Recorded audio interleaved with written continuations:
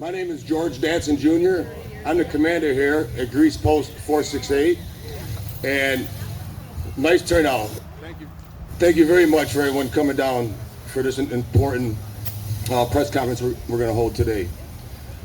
I want to thank our town supervisor, Bill Riley, for attending, our local assemblyman, Mike Berry. I also want to thank both assemblymen and veterans, Brian McDelow and Jake Ashby. But I really want to, give a special thank you out to Ms. Joanne Thomas. Ms. Joanne Thomas contacted me and asked if we could host, this event. And we are very honored and privileged to host this event for this special occasion. I also want to thank Shannon Joy. Shannon Joy. Raise your hand. Raise your hand, Shannon Joy. Sorry about the malfunction here with the mic. But can you all hear me? Half the time. Half the time. I want to thank Shannon Joy for putting that awesome Facebook Live podcast. I think that got out to a lot of folks of what we were doing here today, and it showed. Thank you very much. At this time, I'd like to bring up Assemblyman Brian McDelow.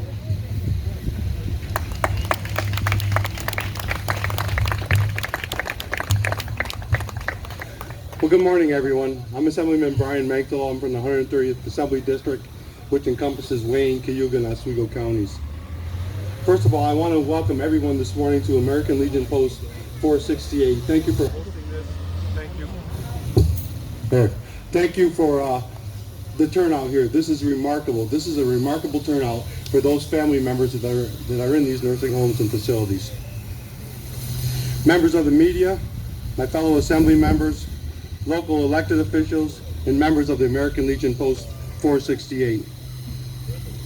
This morning I want to thank Joanne Miles Thomas and her family, and Chelsea, I hope I don't butcher this, Randazzo Marquez, along with her family. A few weeks ago I had the opportunity to meet with Joanne as she testified on the Senate and Assembly Minority Forum on nursing homes and senior living facilities on August 17th.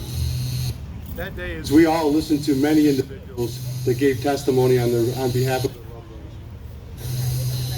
The story of her father that she shared, George Miles Sr., a 33-year-old veteran, a Korean War veteran as well, and also about Joanne's stepfather, Norman Ben Haas, who also is a U.S. Army veteran, just made my heart ache that day and made the tears run down my eyes. I can't imagine what they're going through as a family. And that's how we got here today. Not coming out? No. Can we hear it now? No? Where's the audio guy? Can you hear me? No. How about now? I'll hold on to it.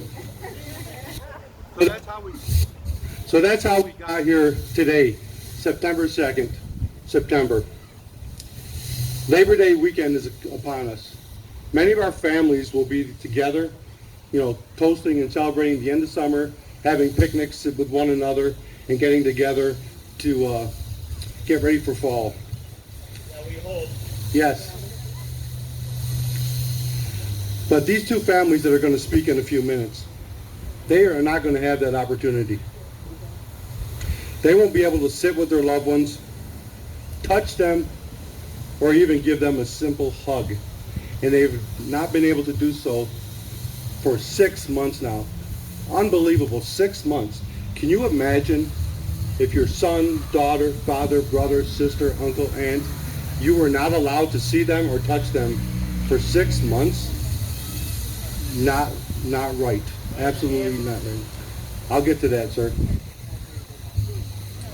Today we are going to hear from two of these families and the toll that it's not only taking on them and their loved ones, but the residents in the facilities.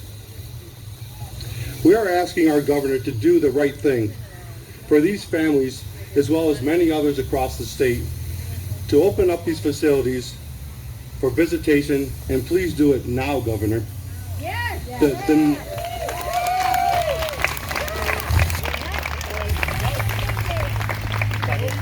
We know the numbers are down. We have the protocols, we have the policies, we have the PPE gear in place. Let these families be reunited. Yes. So, absolutely. So today, it's my pleasure to introduce Joanne, who I actually hugged for the first time this morning. Her story will bring tears to your eyes. It will make your heart ache. But she's what this is all about. It's not about us as elected officials. It's about you as families and the loved ones that you want to see back in our nursing homes and our senior living facilities. It is about the elected officials. They be doing their job. So today, this morning, it's my privilege to introduce Joanne. Joanne, welcome to the podium.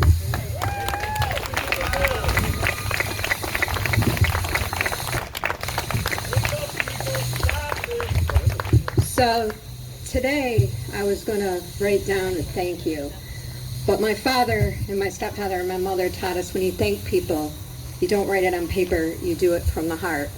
So I want to thank all our elected officials that are here today that took time out of their day to show compassion and support for our loved ones Why don't they take time to stop this? that are in isolation.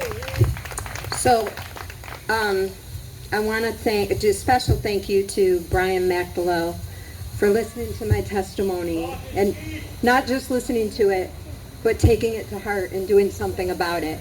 I want to thank Mike Berry, who's been on the road with us from day one, supporting my family and all our seniors and loved ones that are in isolation, and for the thousands, tens of thousands of seniors and veterans that have lost their lives in nursing homes and assisted living facilities. I'm grateful for his support. I want to thank all of you today, all of the families. My heart is full. I know your pain. I know what you're going through. I know you feel your voices aren't heard, but today we're going to make sure that they're heard and that we do something. We are no longer going to allow our loved ones to die as tens of thousands have died. We are not going to take it anymore. Our families have value.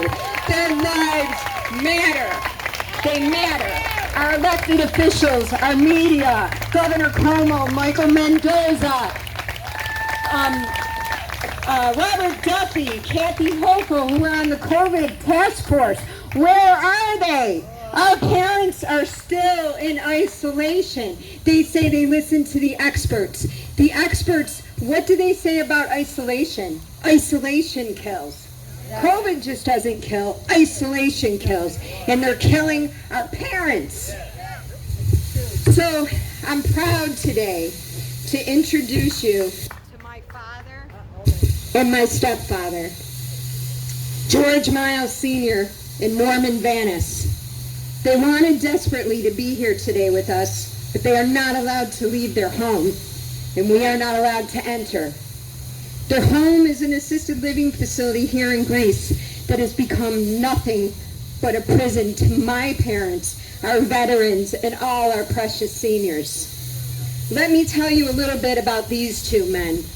My stepfather served in the Army, worked at Xerox for many years. He loved to golf and anything to do with politics.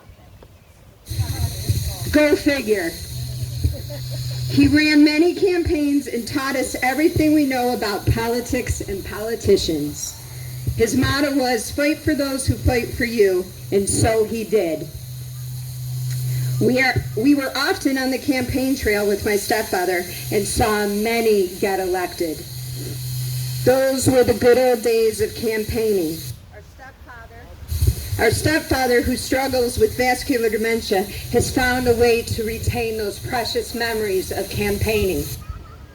Our father, George Miles Sr., Sergeant George Miles, started serving our country at 17 years old and served for 33 years of his life. He guarded President Truman, guarded our Capitol, served in the Old Guard, guarded the tomb of the unknown soldier. He fought in the Korean War for years and eventually returned home to bring peace to our streets during the riots of the 60s. He guarded the inmates in Elmira prison. He worked at the city of Rochester for over 30 years, not as a garbage man, my father would say, but as a sanitation engineer. Lastly, our mother and father handmade custom drapes for many of those in our city. So as you can now see, our father and our stepfathers served this country selflessly, honorably, and contributed much to our communities. They were not asked to be of service, but rather volunteered out of patriotism, love for country, and a sense of duty. They worked hard, cared that we would have the freedoms we not only deserve, but that we have a right to. We owe them and all our seniors a debt of gratitude.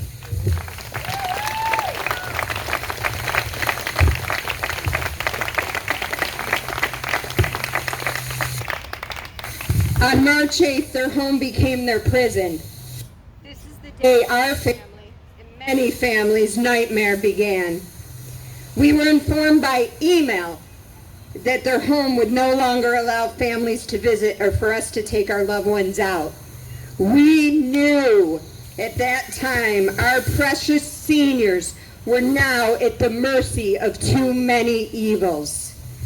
Never in my wildest dreams would I have thought that I would be standing here today before all of you in early September, pleading to save our loved ones' lives and for families to be reunited. We lost tens of thousands of precious seniors and veterans in long-term care homes in New York State due to the poor decision-making and years of ongoing neglect in our long-term homes. Years of it.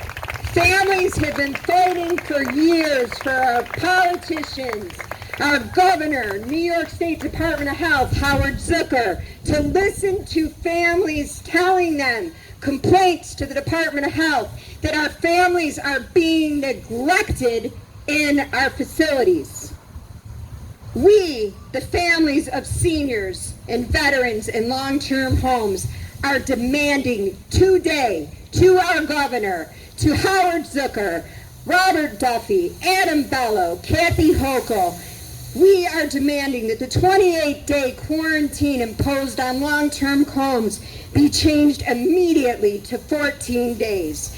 If staff members can return to work after 14 days, families can too.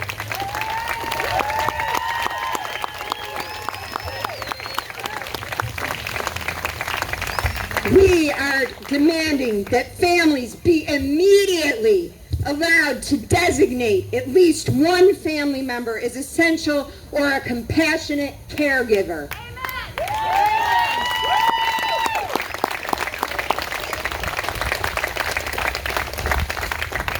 Families are necessary to ensure staff is held accountable and that our loved ones get the care they not only deserve, but that they pay for. We are their true caretakers. Families are not visitors. Families are families.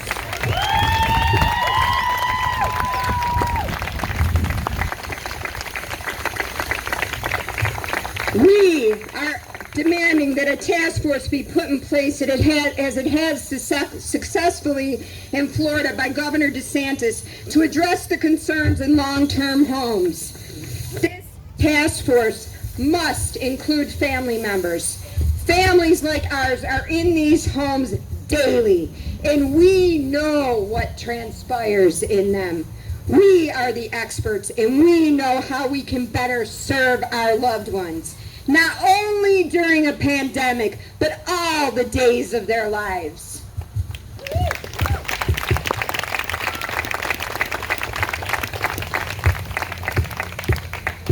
To those who've been deciding the fate of our loved ones.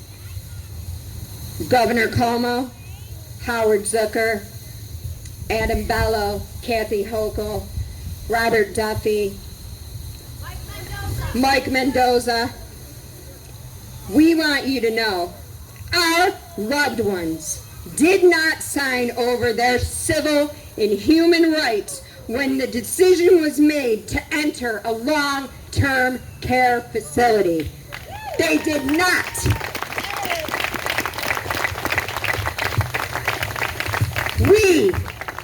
We, the families here today and all the families out there suffering, are here to remind you that they have the right to life, liberty, personal security, and freedom from torture and degrading treatment.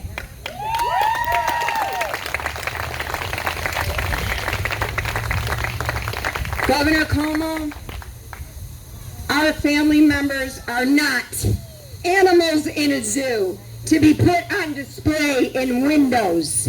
Amen. They are not to be deprived of basic human needs like haircuts, nails trimmed, hygiene, meals shared with others, or precious moments with those they love. They have been deprived of that and so much more for the last 6 months and counting. It must stop now, or more lives will be lost. I am not willing to lose my father and my stepfather. My father served this country for 33 years. We owe him better.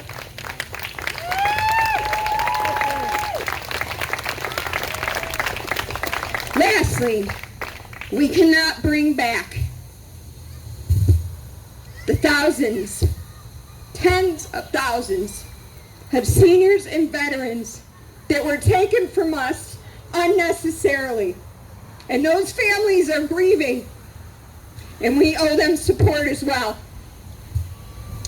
We can, though, demand answers for why their lives were taken in an untimely fashion, and demand that my parents and all our loved ones that served this country so honorably do not have the same outcome.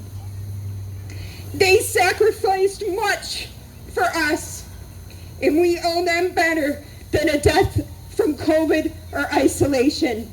God bless you all.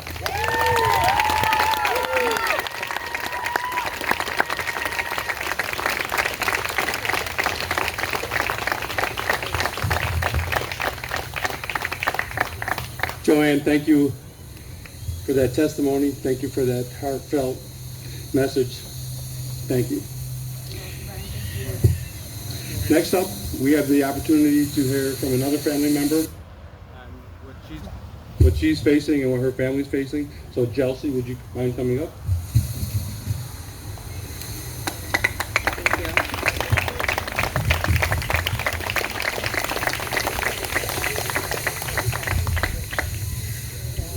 I would like to sincerely thank each and every one of you for being here today in support of our seniors and for our veterans. I know many of them would love to be here and a part of this event, but they're currently being held prisoners in their nursing homes and in their senior living communities. My grandmother just so happens to be one of them. My grandmother's name is Rose Violet Randazzo, and I would love to tell you a little bit about her. My great-grandparents, Niccolo and Antoinette Giancurcio, arrived at Ellis Island from Abruzzi, Italy in 1903. Shortly after, they settled in Rochester, New York, and began their family. They went on to have 7 children and shared their culture of others by opening up the Rainbow Restaurant on Brown Street, where they served authentic Italian cuisine. My great-grandparents never refused anyone a meal who came through their doors. They fed everyone who walked in, whether they had money or whether they didn't. Everyone who entered those doors left happy and left full. My grandmother began working at the restaurant when she was 16 years old alongside her siblings, and it is there where she met my grandfather, Vincent Randazzo, who at the time was a musician. They married on April 18th, 1951, and have celebrated 69 years of marriage together this past April. During this time, it was also when the Korean War was raging. After marriage, my grandfather decided to join the Navy, where he served on a destroyer, something he has always been so incredibly proud of. When he returned from his military duty, him and my grandmother went on to have children of their own. The Rainbow Restaurant has always been reflected in my grandparents' household. Everyone, and I mean everyone who entered their house, never left on an empty stomach. Both have always been proud of their Italian and Sicilian heritage. Rose was a hairdresser who worked from home while raising her children, later going on to work at Kodak.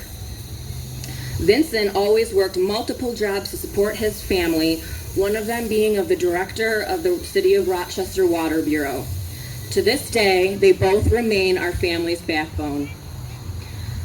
My grandmother has always been selfless. She was active in church and involved in donating to various charities. She absolutely loved to cook, something everyone looked forward to, and she loved to garden. When Rose's parents aged, she did everything she could to care for them the way they once cared for her. When it became time they needed to be in a skilled nursing facility, she visited them daily with her children and kept the importance of family values alive. I fear today that these values are being lost and left at the wayside, and I say this because, to reference Shannon Joy, genocide is happening in our nursing homes and in our senior living facilities. Rather than COVID, our seniors and our veterans are now dying from isolation and failure to thrive. Nursing homes and assisted living facilities were the first to voluntarily enforce strict visitation guidelines in early March. They soon voluntarily banned visitation entirely, and on March 13th, 2020, Governor Cuomo made these bans mandatory. We have since gone beyond flattening the curve. On August 31st, it was reported that hospitalizations dropped to 418, a new low since March 16th. ICU patients dropped to 109, a new low since March 15th. There has been one COVID-19 death in New York State, August 30th, another new low. 0.99% of COVID tests on August 30th were positive. That's 24 straight days with an infection rate below 1%. New York State has gone on, with restriction, to open bars, restaurants, zoos, aquariums, museums, gyms, colleges, schools, daycare centers, shopping malls, fall activities, host sporting events, the VMAs, and allow wedding celebration.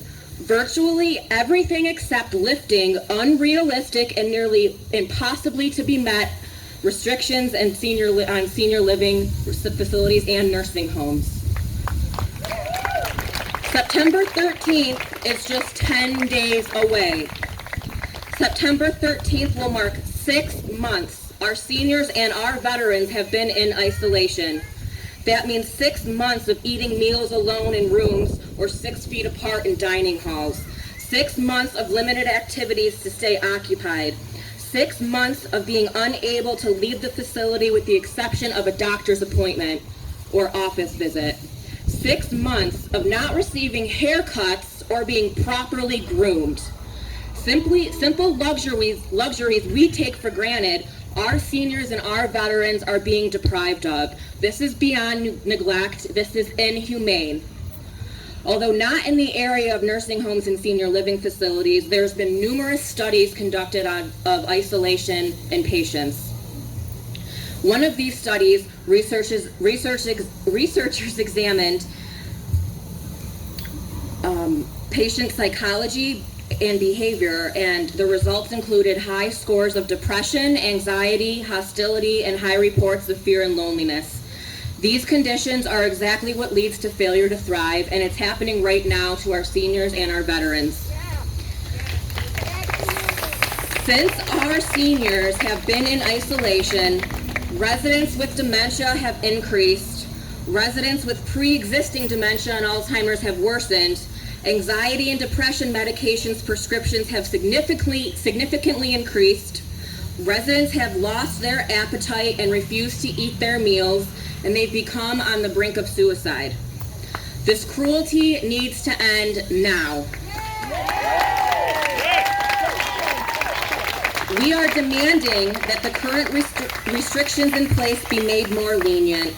Instead of a 28-day lockdown with COVID positive cases, we are demanding 14 days. The weather is changing and our days are getting shorter. We have limited time left for outdoor visits with our loved ones. Our parents are our first role models, our first friends, our first teachers. They nurture us and they help us grow. They're our first protectors. It's our duty to be there for them as they grow old, and we're being robbed of that. My grandparents are those people for me. They raised me since birth and legally adopted me when I was 3 years old. My grandmother has dementia, and over the course of these 6 months, she has significantly declined since the lockdown began. 6 months of isolation has led the woman who raised me and taught me everything I know to officially forget my name. I'm 20 weeks pregnant, and I have not yet shared the news with her because I know that it will shatter her heart knowing that she cannot see me or be a part of my pregnancy.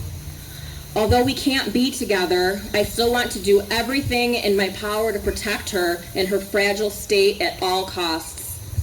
I long for nothing more than to give her a hug and tell her I love her in person, and I know I speak for all of us when I say that regarding our loved ones who are locked away. She has not seen her husband, a veteran who helped pave the way for our country and worked for our city of Rochester, in 6 months. They had to celebrate 69 years of marriage this year completely alone and without each other. Our seniors and veterans have spent birthdays, holidays, anniversaries, and special occasions alone. At their age, each day counts, each day makes a difference. Each new day is a blessing. They paved the way for us, and they deserve so much more than spending their days in complete solitude. I know I speak for all of us when I say isolation needs to end and the restrictions need to be eased. It's been long enough, and we won't suffer in silence any longer.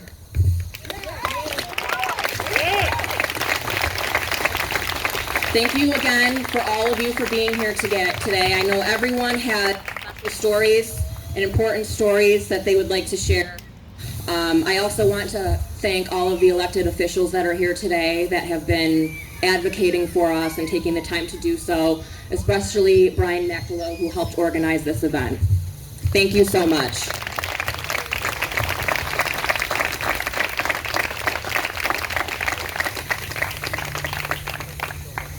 Thank you, Chelsea. Now we have Assembly Member Jake Ashby. He's the ranker on the Assembly Veterans Committee as well as the Assembly Aging Committee. So it's my privilege to introduce Assemblyman Jake Ashby.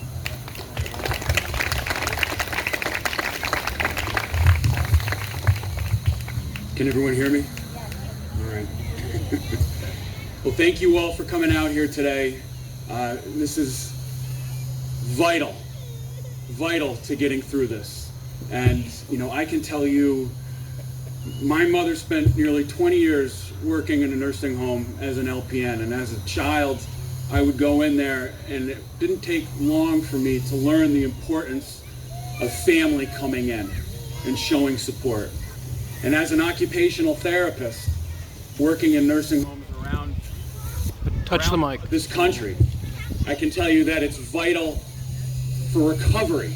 It's vital to the survival of our loved ones in nursing homes, in adult care facilities, to see their families, to make sure that basic needs are being met and make sure that they're being taken care of. And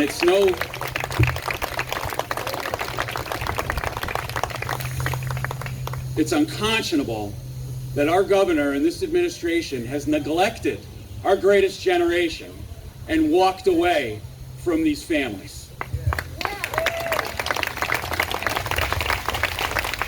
And that can only exacerbate this feeling of isolation that many of us feel. And I can't imagine that feeling for those who are in nursing homes and in adult homes. But you are not alone. As evidenced by all of us here today, you are not alone. We are hearing your voice, and we will lead the governor back to the table to end this and make sure that you get to see your loved ones, that we get to see our loved ones.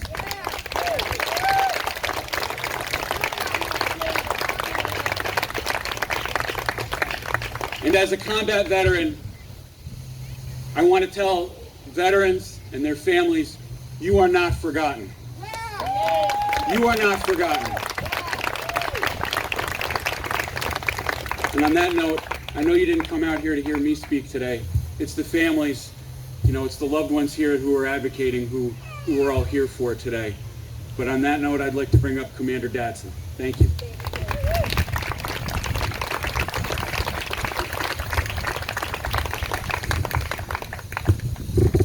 Thank you. At this time, I just want to introduce Town Supervisor Bill Riley to speak.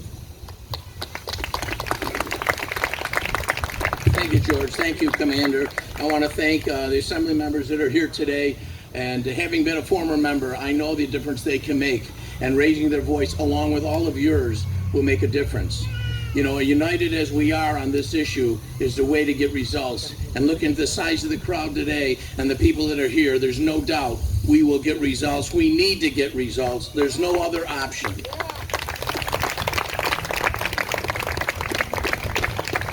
I can tell you that my mother was in a nursing home for 4 years. She was known as the mayor of the nursing home. And I can only imagine what it would be like if I was not able to see her during the time she was in there. Every time I would go in and see her, it brightened her up, a bigger smile, and she would tell. Those are two impassioned stories of loved ones worried about their parents.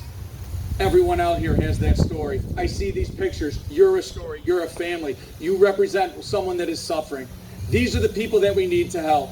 We have a governor that said we can kill thousands of seniors and not have any fear of reprisal. It was murder.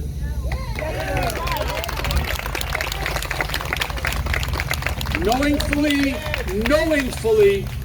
placing COVID-infected people with susceptible seniors was a knowing and crime-ridden decision made by our governor, compounded by the executive authority given him by the sycophants in the New York State legislature.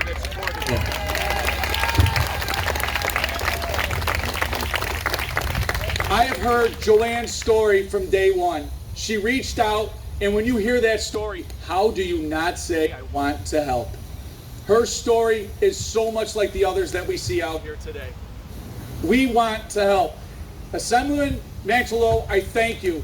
You're the one who picked up the pen and paper and said, let's get to action.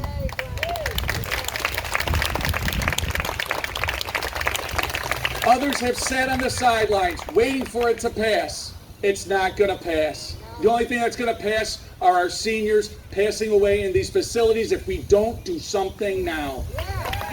And we're not talking about just testing staff and demanding a 24-hour response. We want to know if they're sick. We want to know if they're carrying COVID, because we want safety for our seniors. Because isn't that what it's all about? Isn't that why we're being kept out of the nursing home? Safety and science? It's not that. As you just heard the supervisor say, it's vindictive. There's another reason. And we need to expose that reason. When evil is happening, you need to expose it. And right now, when evil is happening to our seniors, it's up to us to expose it. You hear Joanne's father, a legendary American, an American hero of what he's done. That was just scraping the surface of what he's achieved in this life. Too bad he didn't commit a crime, because he would have been out in 4 hours like the awesome bail reform that we had, the governor. We treat our seniors like criminals, and our criminals like the seniors should be treated. We need to demand the same respect, the same love, the same compassion for our seniors. When Joanne's father was called by our country, he answered the call. Well, now we're called for Joanne's dad. Are we going to answer the call? And we sure as hell are. Because you know what? Today's a call to action. All of us here, we're going to keep our signs raised. We're going to keep our voices heard. And we're going to make sure the governor and those that support his decision making are out. Governor's election isn't until in a couple of years. But we can make a difference this year with our votes. Just do it. And we need to make sure that we do just do it as a united front. And that's what we see here today. I hear your frustration. I hear Joanne's frustration. The people behind me are just as frustrated, and we've said it's enough. Time to act, everybody. And it's a unified front. Let us unite. Let's get back the basic right to our seniors, to our parents, to our grandparents to see them. The last 5 or 6 years of my grandparents were alive. We were with them every single night. My grandfather had a business here in Greece called Crescent Beach Hotel. And he wanted to serve everyone. And we brought service to him at the end. He couldn't get out of his chair. My grandmother, same way. But we made sure that someone was there. I can't imagine what you are going to not sit in the chair next to your parents right now. I am sorry that you are dealing with that. It's awful. It's an evil that is being perpetrated upon both you and your parents and your grandparents to have to watch that and know that it's going on. It has struck the heart nerves of the people behind me and will keep touching the hearts, because that's exactly what this is. It is a spiritual battle, and it is something on the hearts of all of us. And those dark hearts that can't hear this or feel this pain or feel the sadness that is coming from you and your family members today, well, we're going to have to make them hear it. And that's what we're going to do. Thank you all so much for being here today. Thank you, Assemblyman. Thank you, everyone, for being here today. Joanne, Chelsea, thank you for your courage for doing this. Thank you, everybody. God bless.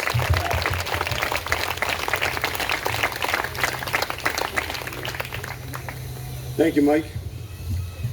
As we come to a closing, I also want to introduce Assemblyman Peter Lawrence, Assemblywoman Marjorie Byrne. They work tirelessly in Albany along with us, making sure your issues are taken care of, and they're fighters like all of us, and I'm proud to serve with each and every one of them. So Joanne, Chelsea, if you could come up here with me for a moment.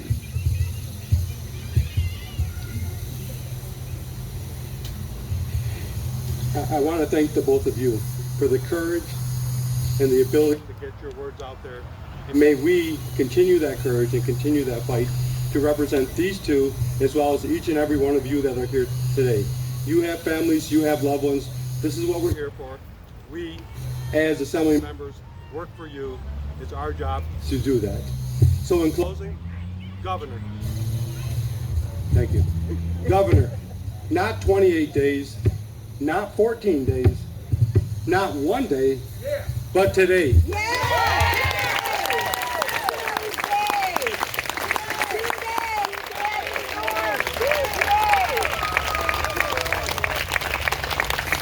These individuals that we talked about today, that serve their country, serve their families, serve their communities that they belong to. These family members that love each and every one of these individuals, they are the most essential part of those people's well-beings, those individuals. So today, Governor, please act with humility, compassion, understanding, but most of all, love. We can all make this happen. We are going to make this happen. But the true question here today is, will you make it happen? You hold the cards, you play with the cards, deal the cards, and let this happen for each and every single person that's here today, throughout our great state.